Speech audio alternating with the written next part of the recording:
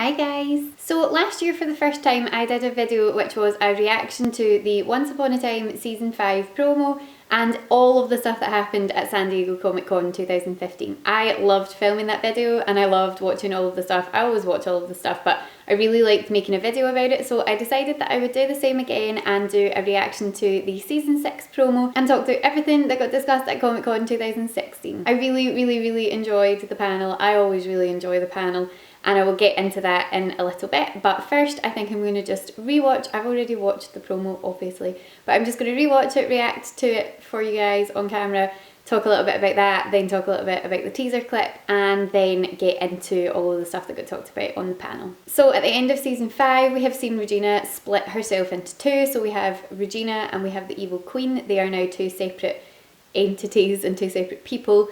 But obviously coming from the same original person, and so I think it's going to be really interesting to see how they are interacting, and this promo just got me even more excited for that. So here we go.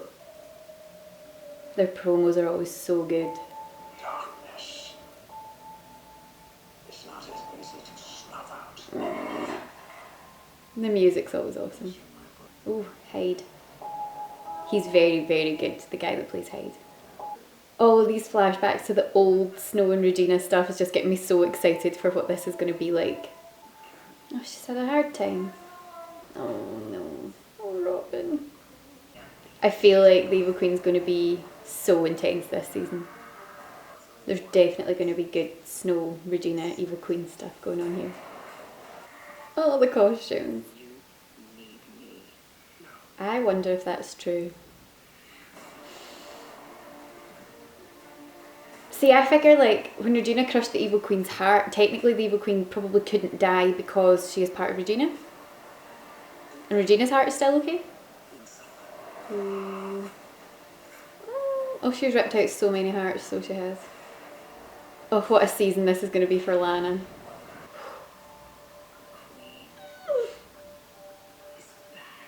Oh my god. September 25th. Okay, let's talk about how amazing that was.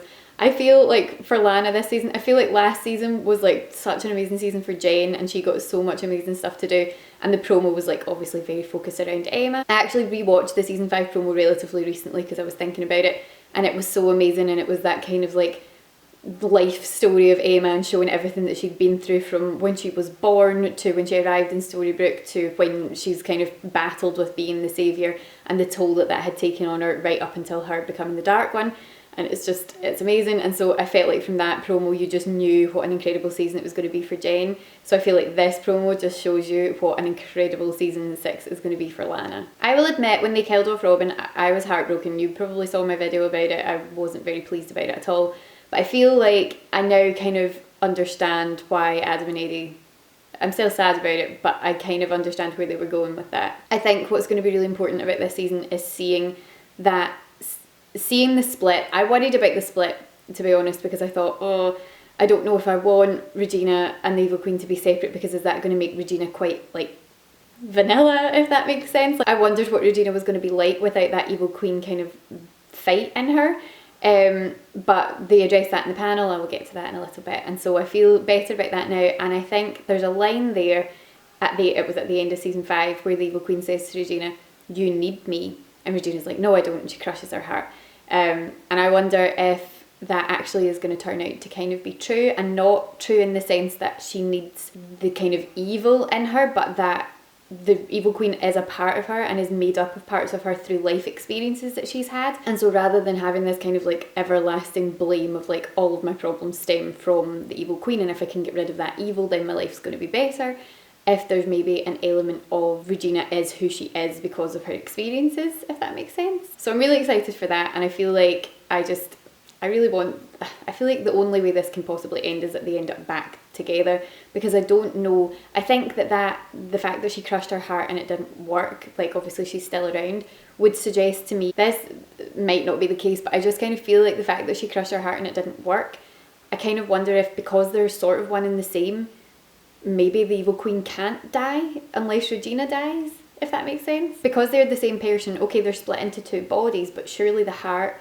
is like is the same thing. So I feel like in order for the evil queen to die, Regina's heart would have to get crushed. I don't know, that's just my theory at the moment. But anyway, I absolutely love that promo. I think the promo was amazing. And I'm now going to go on to watch the teaser clip that we got, which was for something I've been waiting for what feels like since Once Began. Aladdin is one of my favourite Disney films. It is one of the stories that I enjoy the most. And I've just for seasons been like, when are they going to bring Aladdin in? Surely they could bring Aladdin in at some point. Why have they not brought him in yet? And now they have, and I couldn't be more excited. So I'm going to go and watch the teaser clip now, react to that, and then we can have a chat about everything all collectively together, all of the season 6 tidbits that we've got so far. The music in these things is always so good. And this is the opening scene of season 6, right? There's a magic carpet. Ugh. Genie? I wonder if Genie's going to appear. That'd be good. I know we're getting Jasmine and Jafar, but Genie would be good too. Oh. I love that Aladdin's a saviour. That bond with Emma is going to be interesting. Jafar on the magic carpet. What? I love seeing these iconic characters in ones. It just makes me so happy. I think he's going to be very good. Where is this actor from? I'm not sure what that accent is. Oh, I like that line. Oh, I'm so excited for this. That is a beautiful shot. Okay, I'm so here for this. As I say, I have wanted Aladdin to appear in Once Upon a Time for a really long time, and I am really happy with that. Obviously, I don't know what they're going to do with it once we actually delve into the kind of overall story within the show and the place that Aladdin and Jafar and Jasmine are going to have. If they're going to come to Storybrooke, are they part of the Land of Untold Stories? I assume they probably are. I read an interesting thing yesterday actually, which said that the people in the Land of Untold Stories are there because they wanted to pause what their actual story was in some cases. So like they didn't want to they didn't want to accept their fate, whatever it was. So I feel like that could probably ring quite true from the sounds of things of what's happening with Aladdin. I love that Aladdin is a saviour, and I love that there's going to be that parallel with Emma. I really enjoy the script for that particular scene, that kind of idea of saviours being sort of used by the people around them to help them and doing whatever they can to protect the people around them. So it's sort of like their own happy ending gets perpetually put on hold because they're too busy helping everyone else solve the crises that are happening around them. So that's kind of what it sounds like it's happened to Aladdin, and it may have sort of taken its toll on him. And I feel like that's what we're going to see probably with Emma through this half of the season. I think also I read that season 6 is not going to be like the rest of the seasons, and so it's not really going to be split in the middle, so we're not really going to have, well, we're going to have a hiatus, but it's not necessarily going to be two separate stories in each half of the season the way that we've had for the past several seasons. So I feel like it's going to kind of just carry on through to the second half of the season, which probably because it's this Land of Untold Stories and we've got so many stories to explore, plus the things with Regina and the Evil Queen I don't think are going to be that easy to solve. So I'm really excited about this. I kind of worried after the intensity of season 5 that I was like, oh, season 5 was so like emotionally exhausting and wonderful that I worried how they were going to keep up the momentum of that with 6, but I've got a very good feeling about this. So on to the panel. We'll move on to the panel and have a discussion of that. I always enjoy the panel. I've said this before, but I feel like because they're a cast that's just so close and they've gelled so well and they're such good friends, the panel is always so much fun. It's always so entertaining. Everyone who's on it is so lively and interesting, and they've got such interesting things to say. And so I really enjoyed it this year. We were missing a few people this year, unfortunately, just through various circumstances. So this year we had Adam and Eddie, Colin and Jane, Lana, Emily, Rebecca, Josh and Jared. I think that was everybody. Robert Carlyle couldn't be there because I think he'd just finished up filming for Trainspotting 2. Jenny couldn't be there because she's not long had the baby, and obviously Sean was not there because we've lost Robin Hood, so that was sad. And so we were missing a few familiar faces, which was unfortunate, but the guys who were there more than made up for that and told some brilliant stories. There were some great fan questions and I was thoroughly entertained by the whole thing. As always, they all looked great. I really loved Jen's dress, it was beautiful. And Lana looked incredible. Lana always looks incredible. Emily's dress was also lovely, and I feel like Emily looks so different with like the sort of short blonde hair. I should know her pretty well with blonde hair because Claire in Lost had long blonde hair, but I think that she really suits that look. She looked great. And you know, Colin and Josh looking lovely and suave as always. So I thought that they all looked great, as they always do. From the panel, I feel like we focused quite a lot obviously on what is going to be happening with the Evil Queen and how that is going to affect everybody around her.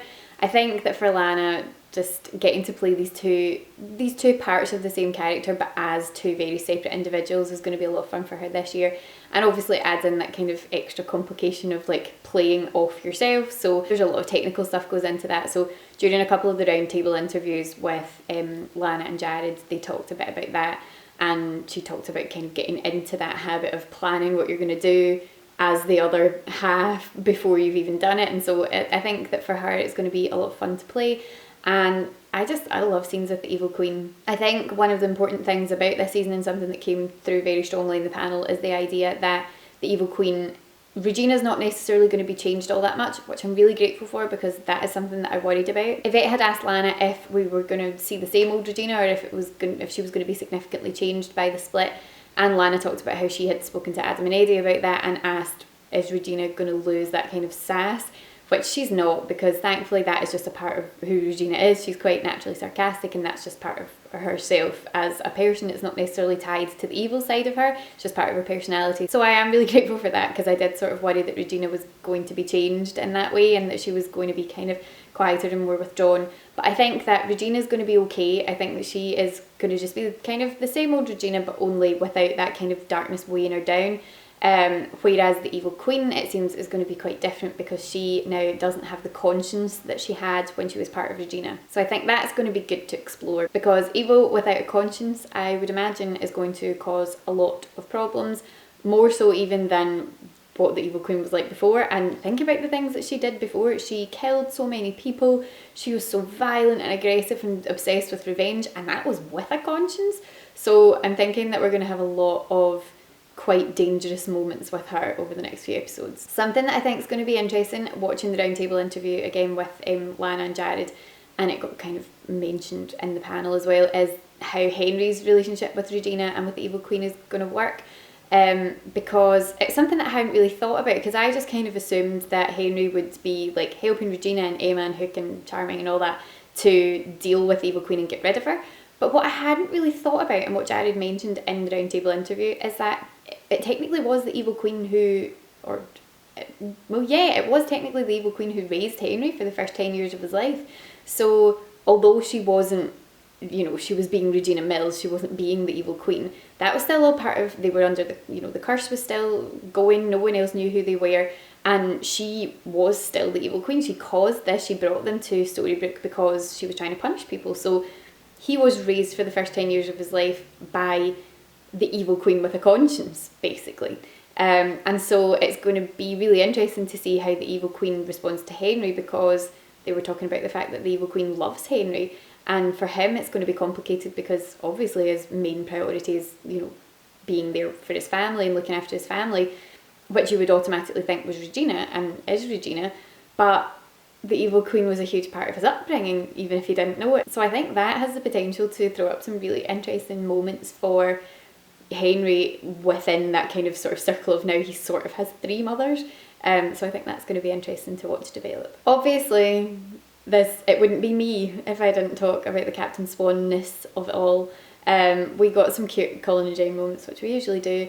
I love now that the head shoulder thing has, because it was kind of organically done the first time, and then, as the years have progressed, it's like now we need someone to put someone's head on someone else's shoulder. So that was cute, and I'm really excited for some genuinely, I don't know if we'll get them, but I just want some nice downtime for them this season. And Colin was talking a bit about the fact that this season they have to kind of learn how to be in a kind of normal relationship that's a settled relationship and that's a comfortable, we are together for the long haul relationship, because they now know that it is true love, and which just fills my heart with joy. But the fact that they now know that, and that they are secure in that, and they understand that they are absolutely meant to be together. So Jane was kind of saying there are going to be obstacles in their path, like there always are. There's going to be things brought up, things thrown in from people's pasts and whatever, that could potentially be roadblocks for them. But rather than the way that it maybe was in the past, where these things could be potentially relationship ending issues, they're not anymore, because they're so secure in the relationship. Like, just talking about this makes me so happy.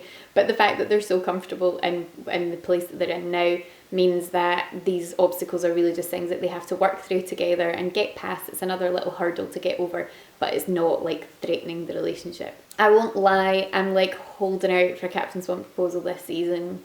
I kind of had convinced myself we were going to get one at the end of season 5, so I'm really now looking forward to one in season 6.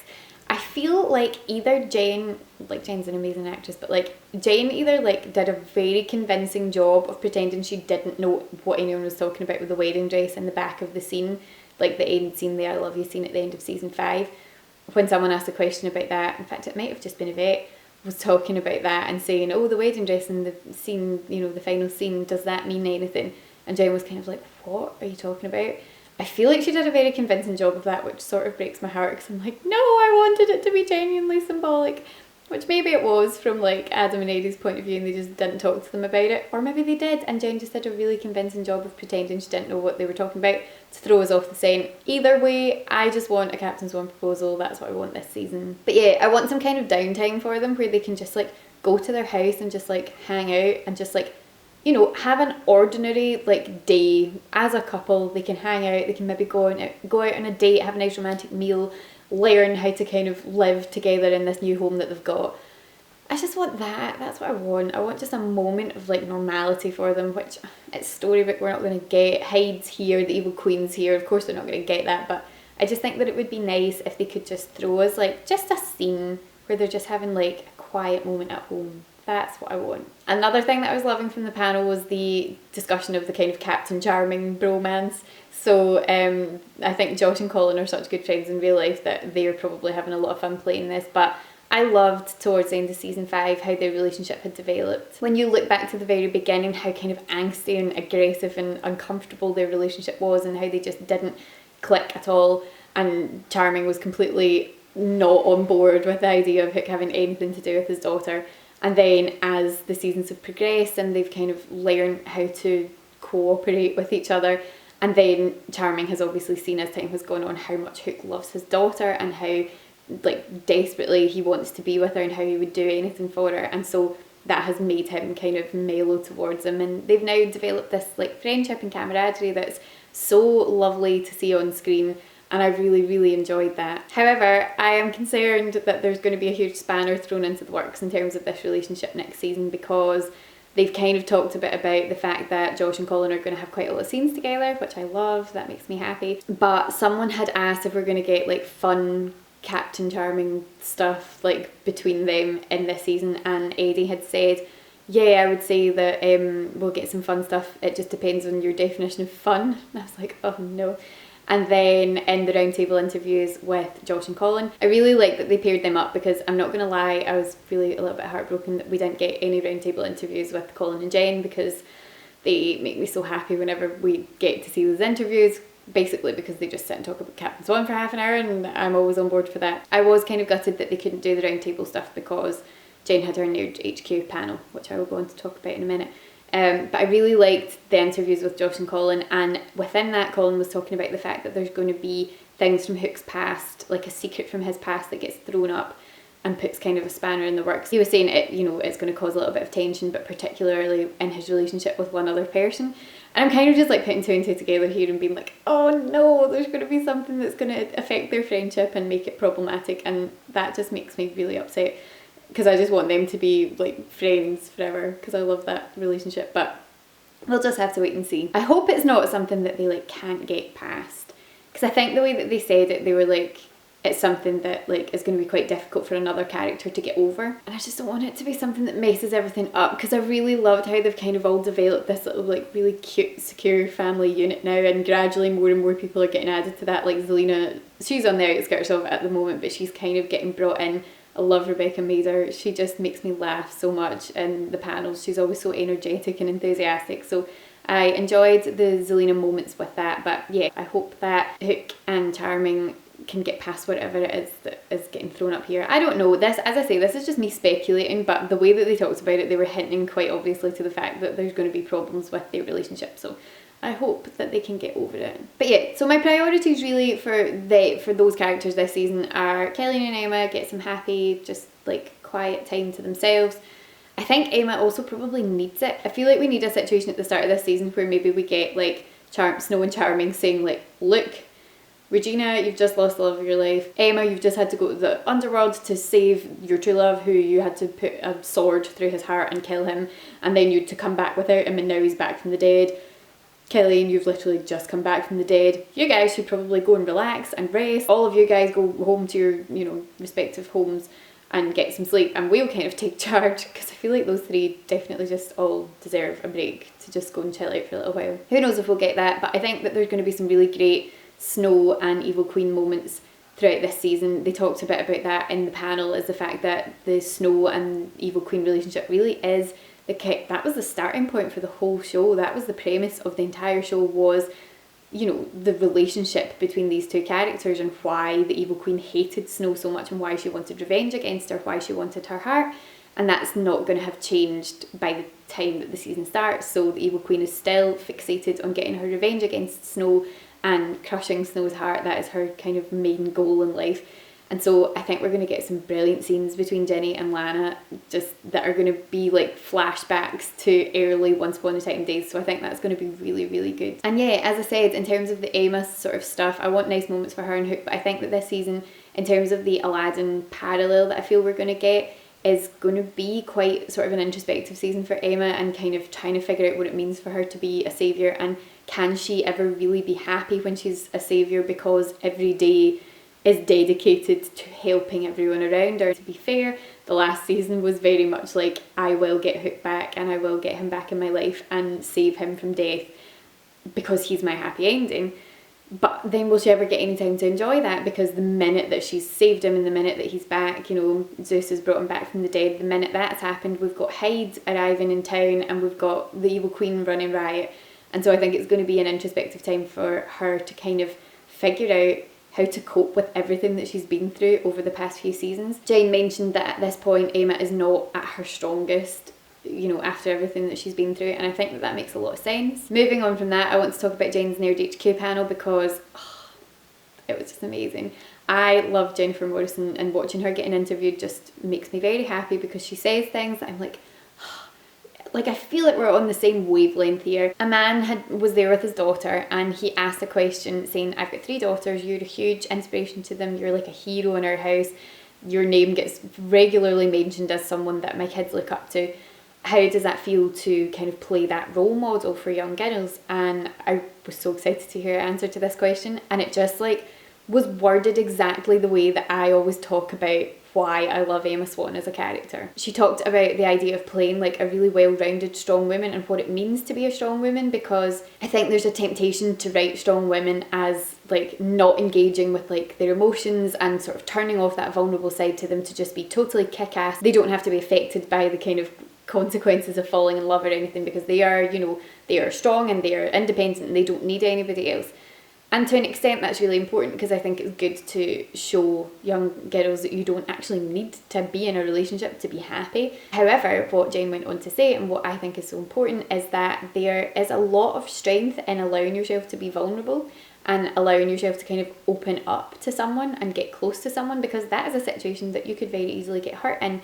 And Emma has been hurt so many times before, that when she arrived in Storybrooke, she was closed off and she was guarded, and she was a very strong kick-ass woman. But in terms of her emotional strength, you know, she had a wall up and she didn't want to kind of engage with that side of her. And it's taken a long time for her to learn to be vulnerable. It's taken the right person to come into her life and show that she can trust them, to allow her to show that vulnerability, and that's something that was really important to her. So she really enjoys that ability to play a strong woman who's strong in all aspects of her life, including her emotional strength, which means that she has allowed herself to kind of open up, be vulnerable, have that connection with someone, and that's not a bad thing. So it was just wonderfully worded, everything that she talked about in that panel in terms of her, how her directing is affecting her acting, and her acting is affecting her directing, and how that they both affect how she works as a producer, and everything that she's done over the past year. Because I don't know how that woman is still like awake, because she has worked so hard over the past year on so many different projects, and she's, you know, every time there's been a break from one, she's been working on something else. So the break during, between the end of season 5 and start of season 6. She was directing Sundogs, so she's been so flat out busy for the past few months. I don't know how she doesn't need like a really long rest by now, but I just feel like she has obviously been working so hard, and everything that she's been doing is just helping to build this career that she really deserves. And so, fangirling moment over. Go and watch the Nerd HQ panel. It's fantastic and a lot of fun, and she says a lot of interesting things, so go watch it. So I think that is it for my thoughts on the panel and the roundtable interviews and all that. I'm really excited for this season now. I just want it to be September 25th so that I can start watching it and see the first episode. I can't wait to meet Aladdin. I'm very excited to see sort of the Aladdin and Jasmine and Jafar scenario. I think the whole Land of Untold Stories premise for this season has the potential to show us a lot of very, very interesting twists and turns in the storylines and affect our kind of main core group of characters in a lot of interesting ways. So looking forward to that. Let me know in the comments down below if you watched any of the panel or any of the roundtable interviews or anything. Let me know what your thoughts were. Also let me know what you're most excited about for next season, because I love hearing what people are excited about and what character development and everything you're looking forward to see. Thank you so much for watching, guys. I really hope that you're having a great day, and I will speak to you again soon. Bye. And at one point, Colin said something, he answered a question, and Jennifer was like, oh, Colin just stole my answer, and he kind of said like, oh, look how in sync we are. And she'd laughed and been like, oh yeah, we're so connected. And Yvette was on that panel as well, and she was down at the other end of the couch, and she was like, yeah, you are, like, I totally ship it.